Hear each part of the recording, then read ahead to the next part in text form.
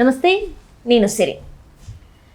దేవరం మాన్యం నడుస్తుందనే క్రమంలోనైతే ఇక్కడ చూసినా కూడా కలెక్షన్స్ అయితే ఎక్కువ మాట్లాడుకుంటున్నారు. అయితే ఇదే క్రమంలో యుఎస్లో ఏదైతే రికార్డ్స్ అని చెప్పేసి మనం మాట్లాడుకుంటున్నామంటే $4 మిలియన్ల కలెక్షన్ అయితే అక్కడ వచ్చింది అని చెప్పేసి అయితే మనం మాట్లాడుకోవడం జరిగింది ఫస్ట్ డే కలెక్షన్స్ గురించి.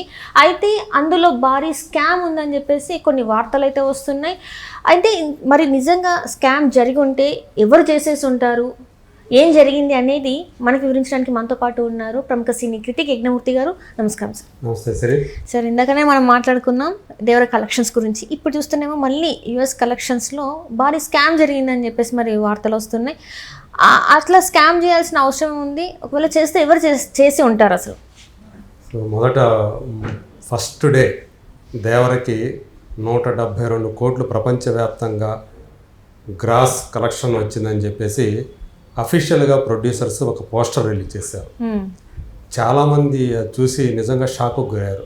నిజంగా దేవరికి ఆ స్థాయిలో కలెక్షన్స్ వచ్చాయా? సో ఒక టాక్ చూస్తేనేమో మిక్స్డ్ టాక్ ఉంది. కొంతమంది బాగుంది అంటున్నారు, కొంతమంది బాగాలేదు అంటున్నారు. అంటే ఓవరాల్గా మొత్తంగా చూసుకుంటే ఒక యావరేజ్ టాక్, పర్వాలేదు సినిమా అనే టాక్ మాత్రమే ఉన్నప్పుడు ఈ రేంజ్ కలెక్షన్స్ ఎలా సాధ్యమయ్యాయి అని చెప్పేసి కొంతమంది ఇది ఫేక్ కలెక్షన్స్ అంటూ ట్రోల్ కూడా చేయడం మొదలుపెట్టారు ఆ పోస్టర్ని షేర్ చేస్తూ.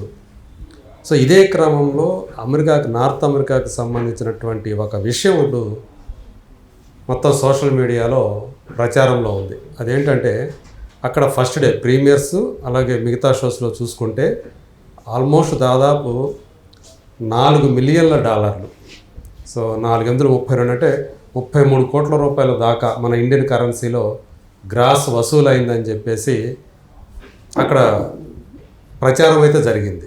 కానీ ఇది వాస్తవమా కాదా అనే దాని మీద ఇప్పుడు చర్చ నడుస్తుంది. ఎందుకంటే చాలా వరకు అక్కడ సోల్డ్ అవుట్, ఆన్లైన్లో సోల్డ్ అవుట్ అనేది దర్శనం ఇచ్చింది. సో చాలామంది డిసప్పాయింట్మెంట్ గురయ్యారు, అరే అయిపోయిన టికెట్లా అని చెప్పేసి.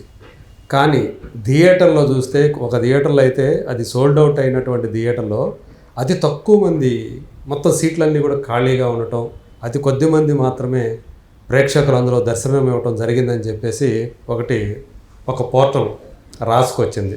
యుఎస్కు చెందినటువంటి ఒక పోర్టల్ రాసుకొచ్చింది. సో ఎందుకు ఇలా జరిగింది, ఎందుకు కొంటున్నారు, ఎవరు కొంటున్నారు, మొత్తం సోల్డ్ అవుట్ అని వచ్చిందంటే ఎవరో కొంటేనే కదా. అంటే ఇక్కడ ఒక థియరీ గురించి చెప్పుకుంటున్నారు. అదేంటంటే సాధారణంగా యుఎస్లో ఒక టికెట్ అమ్ముడైందంటే దాంట్లో 40% వచ్చేసి ఎగ్జిబిటర్, ఎవరిదైతే థియేటరో వాళ్ళకు వెళుతుంది. రిమైనింగ్ 60% వచ్చేసి ప్రొడ్యూసరు అండ్ డిస్ట్రిబ్యూటర్కి, వాళ్ళ ఖాతాలోకి వెళుతుంది. ఇది రెగ్యులర్ ప్రాసెస్, అది జరిగేది ప్రాక్టీస్ అది. సో ఈ నేపథ్యంలో ఒక థియరీ ఏమని బయటకు వచ్చిందంటే ప్రొడ్యూసర్ అండ్ డిస్ట్రిబ్యూటర్సే తమ సినిమా హైప్ కోసం సో ఈ టికెట్లన్నీ కూడా కొనేస్తున్నారు. దానివల్ల వాళ్ళకి ఉపయోగం ఏంటి, 60% ఎడితే వాళ్ళకి రిటర్న్స్ వచ్చేస్తున్నాయి కదా కొన్ని దాంట్లో. మరి రిమైనింగ్ 40% ఏదైతే ఉందో అది సినిమా హైప్కి ఉపయోగపడుతుంది, అంటే ప్రచారానికి ఉపయోగపడుతుంది, ఇంకా హౌస్ఫుల్స్ అవుతుంది అనే ఏదైతే ఉందో అది పాజిటివ్ టాక్ స్ప్రెడ్ అవడానికి కారణమవుతుంది. తద్వారా మిగతా రోజుల్లో కలెక్షన్స్ బాగా వస్తాయి.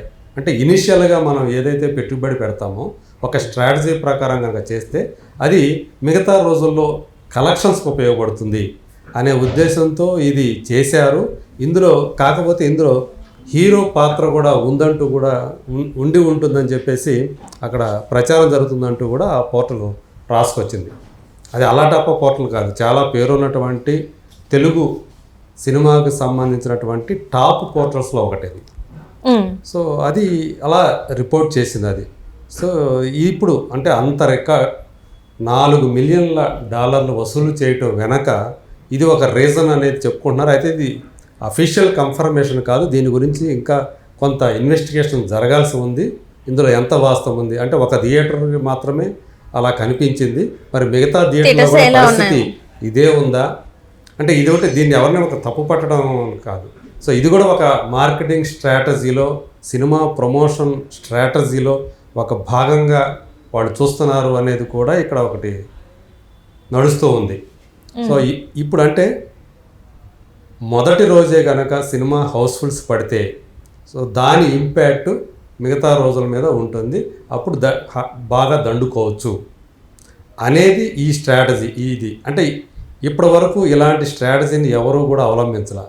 సో ప్రమోషనల్ పరంగా వేరే వేరే ఎలా ఈవెంట్స్ చేసుకుంటూ అలాగే ఇంటర్వ్యూస్ పెట్టుకుంటూ అట్టా చేస్తారే కానీ ఒక స్ట్రాటజీ ప్రకారం ఇలా ప్రొడ్యూసర్స్ అండ్ డిస్ట్రిబ్యూటర్సే టికెట్లు కొనేసేసి హౌస్ఫుల్ బోర్డులు పడేటట్లు చేసి సో మిగతా రోజుల కలెక్షన్ కోసం ఈ పని చేస్తారు. ఒక స్ట్రాటజీ అనేది ఇప్పుడు దాకా జరగలేదు.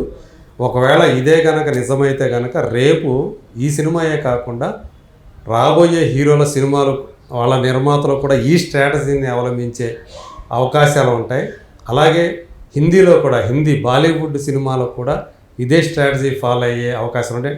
దీన్ని బట్టి ఇప్పుడు ఏదైతే కలెక్షన్స్ చేశారో రేపు రాబోయే సినిమాలకి ఇంకా మరింత ఎక్కువ కలెక్షన్స్ వేసుకునే అవకాశాలు ఉన్నాయి అనేది కూడా ఇప్పుడు ఒకటి వెలుగులోకి వచ్చింది. సో మరి ఇది నిజంగా అక్కడ అంటే ఏదైనా సరే ఇది పరిశీలనలో తేలాల్సినటువంటి విషయం.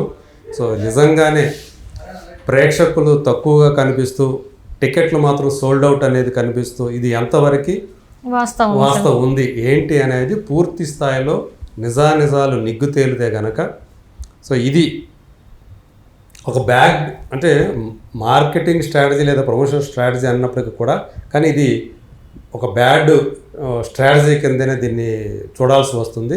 సో అంటే సినిమా ప్రమోషన్ కోసం ఇలా ప్రొడ్యూసర్లే టికెట్లు కొనేసేసుకొని అంటే గతంలో రికార్డుల కోసం ఇక్కడ హైదరాబాదు లాంటి అంటే మొత్తం తెలుగు రాష్ట్రాల్లో కూడా గతంలో హైప్ క్రియేటింగ్ చేయడం కోసం కొన్ని షోలు అంటే ఫుల్స్ పడ్డాయనో లేకపోతే ఎక్కువ రోజులు ఆడించడానికో ఫ్యాన్సే టికెట్లు కొనేసేసి అలా చేసుకుంటూ వచ్చేవాళ్ళు.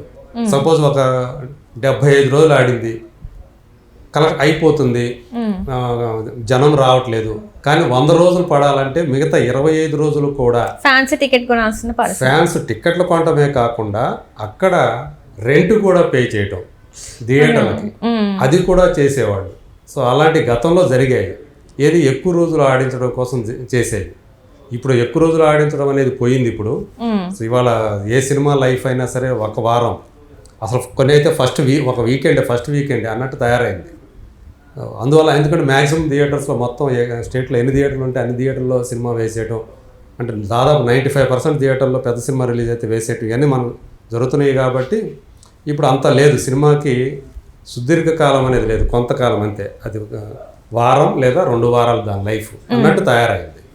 సో ఇప్పుడు ఏదైతే దీనికి సంబంధించి దేవరికి సంబంధించి నార్త్ అమెరికా కలెక్షన్ పరంగా ఏదైతే సోషల్ మీడియాలో చర్చ నడుస్తుందో సో ఇది దీని వెనక నిజంగా ఉన్నారా లేదా, సో ఆ స్థాయి కలెక్షన్స్ నిజంగా వచ్చాయా లేదా అనే దాని మీద ఒక పూర్తి వివరాలు మనకు అందితే గనక సో ఇది ఒక ఇలాంటి బ్యాడ్ ప్రాక్టీస్ మిగతా వాళ్ళకు కూడా దీన్ని ఆదర్శంగా తీసుకుంటే రేపొద్దున ఫేక్ కలెక్షన్ రికార్డులు అనేవి ఇంకా కంటిన్యూ అవడానికి ఆస్కారం ఉంటుంది.